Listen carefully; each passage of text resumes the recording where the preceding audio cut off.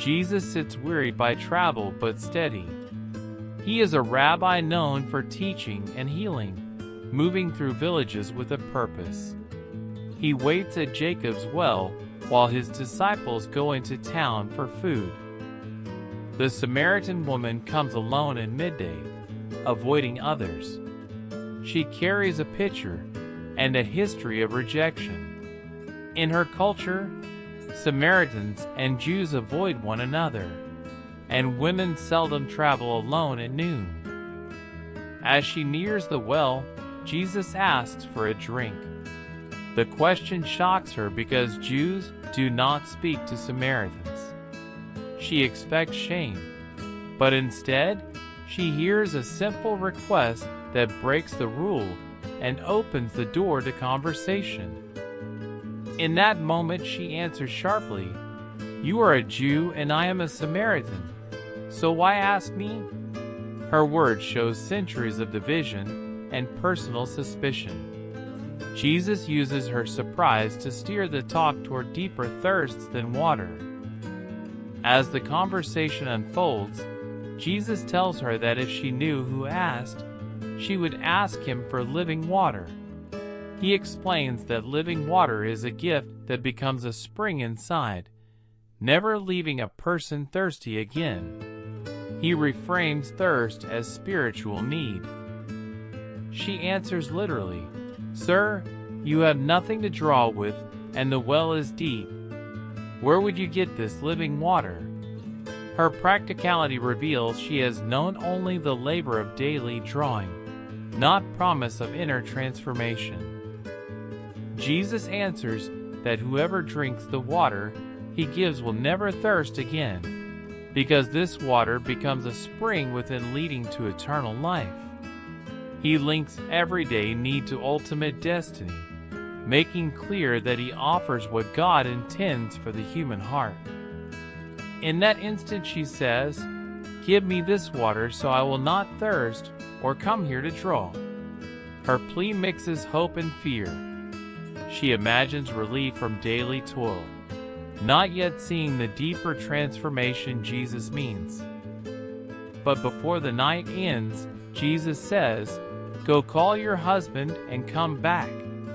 She replies that she has no husband. He then reveals plainly that she has had 5 husbands and now lives with a man who is not hers. His words expose truth with neither accusation nor scorn. At once, she realizes Jesus knows her story without being told. The shock leaves her exposed, and her defenses begin to fall. This moment shows that Jesus sees the heart, not to punish, but to offer healing through truth. As the conversation continues, she raises theology. "Our ancestors worshiped on this mountain. You Jews say Jerusalem is the place." She voices a real religious dispute about where God should be worshipped, a dispute rooted in history and identity. Jesus answers that true worshipers will worship the Father in spirit and truth, not tied to a mountain or a city. He shifts the debate from geography to the heart, teaching that authentic worship is relational and shaped by God's revelation, not merely tradition. In that pause, she wonders if he is a prophet, for his knowledge and boldness match the seers of old.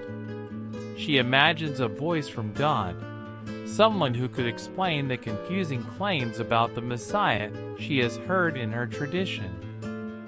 Days pass, and then she says, "I know the Messiah is coming. When he comes, he will tell us everything." Jesus answers plainly, "I who speak to you am he." That revelation is seismic.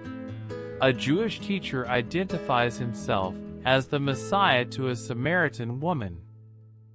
Immediately she leaves her pitcher and runs to the town, telling people about a man who told me everything I ever did. Her courage grows.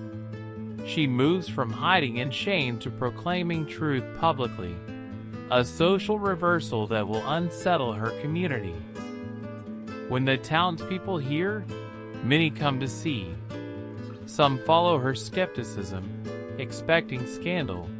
Others come out of curiosity. Their arrival creates social pressure and forces a public reckoning with the claim that this stranger is the one who sees the heart. As the crowd gathers, Jesus speaks about a harvest of souls. He tells his disciples that fields are ripe for harvest, using agricultural language his listeners understand. People ready to believe are like grain ready to be gathered. Then many Samaritans believe because of the woman's testimony, and they urge Jesus to stay. Her witness becomes the bridge that brings a community to the source. Her transformation helps others see Jesus as more than a teacher. When they invite him to stay, Jesus stays 2 days.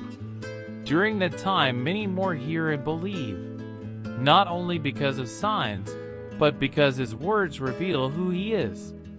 The extended visit turns an encounter into a movement. At the end of the 2 days, many more believe because of his word. They tell the woman, "Now we believe not only because of your words, but because we have heard for ourselves." The passage closes with a community beginning to follow the Messiah. When the disciples point out food, Jesus speaks of food that endures to eternal life, doing the will of the one who sent him.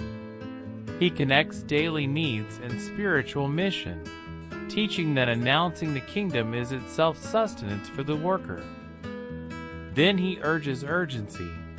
Lift up your eyes and see the fields ready for harvest. He instructs his followers that mission waits in plain sight.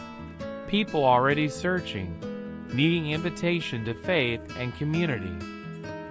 As the story concludes, the woman becomes an evangelist in her town, her life now a testimony. She moves from social outcast to messenger, showing that encounter with living water rewires identity and mission for those who receive it. When morning comes over Sichar, the well remains, but the town is different. People now gather around a teacher who offers living water.